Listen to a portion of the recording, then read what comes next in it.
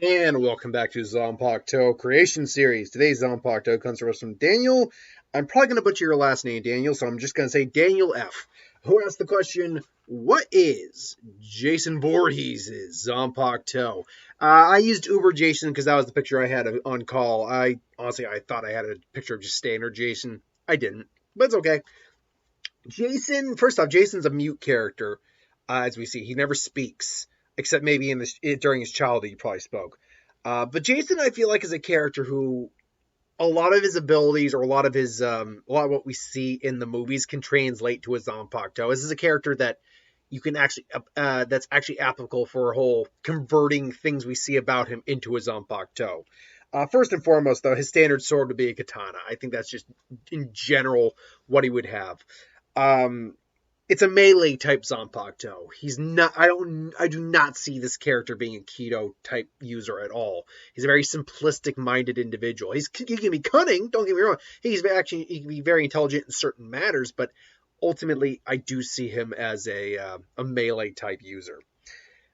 Well, the name of the Shikai would be Shi Ototsu or Dead Drop. Then the Bonkai would be, oh god, I'm gonna probably butcher this, but Shoke Hito, and then it would be Shi Ototsu or Executioner's Dead Drop. The Shikai of this would basically turn into a much larger, almost Executioner style blade version of his machete. Think kind of like Zabuza's like Executioner blade, only not quite that large, but maybe like a size down from that, but in the form of a giant, very big, actually kind of choppy looking machete. With the spirit of this Zanpakuto being his mother. This is another male character who a female character would be or a female spirit would be their Zanpakuto spirit, as he was the most predominant figure in his life and the one that kind of shaped him. So, and it would make sense that Pamela would be his, because he's haunted by her, and he's psychologically he's still controlled by her in some levels. In the movies, as we see in like things like Freddy versus Jason, or hell, even the first one where she's actually the killer. He keeps her separate head in the second one. So yeah, Pamela Voorhees would obviously be his Zanpakuto spirit. As I said, this would just be pretty much a melee Zanpakuto with no real clear ability. Like every Zanpakuto, despite how it may seem, has an ability of some kind. Even something like Tetsuzaemon's must have an ability because he became a captain. Hozukimaru is actually a 3-section staff that breaks, or is a staff that breaks into a 3-section staff, which represents Ikaku's sportsman, unpredictable like spirit. So even Zanpakuto that don't look like they have abilities, or if you think they would have abilities, like Ichigo's, for example, we know would have an ability. It has a Getsuga Tensho. In this case, its ability actually is that it has a lot of heft, especially when he swings the blade. Now, the blade is very large, but it is a Zanpakuto, so he is at least able to use it to some effective degree. But it's actually the fact that the weight transfers over every time he swings. So all the weight always makes the swings count. With its Bankai, I see it being something where the sword itself really doesn't change form. Maybe it gets a little bigger, maybe it gets a bit more fine-tuned instead of being a rough-looking blade. Almost looking like it's made of stone is how I was kind of describing it. But the sword becomes basically, even though it has all its heft, when he swings it, it still feels like it's heft. It basically becomes, at least to the user, like he's not holding it. It's so light you can just move it at the same speed as his body. There's no mass when he swings it, and yet when it makes contact, the mass of the sword is still there.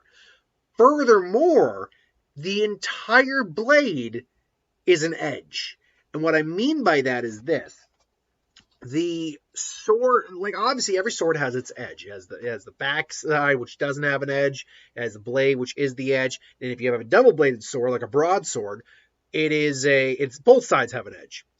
But what I mean here is that even though it doesn't look like it, even the flat of the blade is an edge and cuts like a blade of that size. Basically, and the way I envision it is this in a mathematical sense or a scientific sense.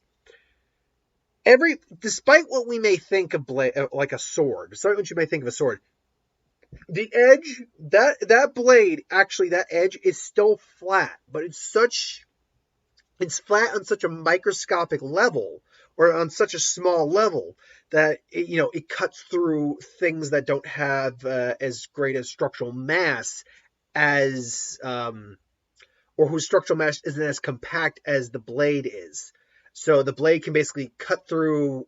A perfect example of this is the blade is 2 atoms small. I'm just using atoms as an example here. 2 atoms small. And the gaps between, say, a certain item is only 1 atom small. So this blade can't cut through that, but it can cut through anything that's got a gap more than that between its atoms. Similar concept here. Now scale that up. The flat of the blade, which would probably be at least a foot long or foot wide, acts the same way. So think of it like the biggest blade you could think of, and that's the edge of the blade. And it just, and basically he could just swipe the flat end of it against a tree, and the tree is just gone like butter, like that. So I think it'd be very unique that it's just. By the way, I should also say that the release would be. I like how it's with the new character, the new lieutenant.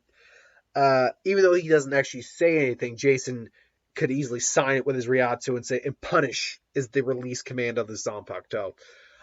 Because that's what I think. He's just on a vengeance spree, basically.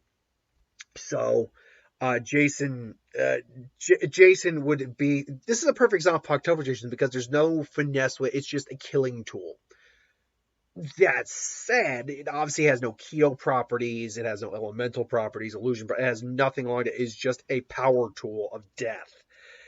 So it has no range. Obviously, someone who's got stronger Zanpakuto physically could go toe-to-toe with them and be fine. A Kenpachi is a good example of that. Even an Ichigo. I was tempted, by the way, too, because I've seen a lot of people start to kind of really do the hype train. I hype train about Ichigo. Not hype train about Ichigo. I think people have kind of overestimated how strong Ichigo is in the series.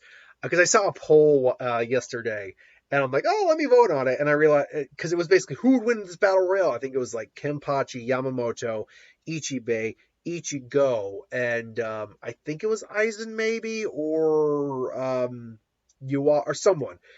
And no, what I can't remember exactly who it was. But point is, they like had Ichigo in like the major like upgrade tier area. I'm like, wait, you think Ichigo would beat Yamamoto? And I'm like, no, he would not. Like Ichigo, I will say the unpopular thing here, folks, for Bleach fans. Ichigo is not even the strongest character by the end of the series. As the main character, he's actually not even the strongest character by the end of the series. Because let's be honest here. First off, as far as we know, he lost his Quincy powers. Or he lost his Shinigami, he lost his hollow powers. We actually don't know what happened, really. But he lost. Just because he was strong enough to go toe to toe with Ewok does not actually make, for a little while, doesn't actually make him the strongest character remaining in the series. And this stems to some of the characters are still just extremely powerful. Shunsui, Ichibei, Kenpachi, Mayuri. I think Ichigo would struggle against all those characters and their abilities. I don't even think he'd be, Urahara's like, oh, his abilities far surpass my own. I'm like, do they really, Urahara? Maybe in like Ryatsu, sure, but really? Anyway, I digress. So yeah, but yeah, so this would be a Zanpakuto of many flaws, but it's just a Zanpakuto that more or less fits the character of Jason Voorhees. Just something that's designed to kill with. So anyway, that is just my thought. What do you think on this Zanpakuto for this character? Let me know in the comments below. But thanks for watching. Hope you enjoyed. Like, comment, share, subscribe. I'll see you folks for the next one. Ooh, excuse me, later.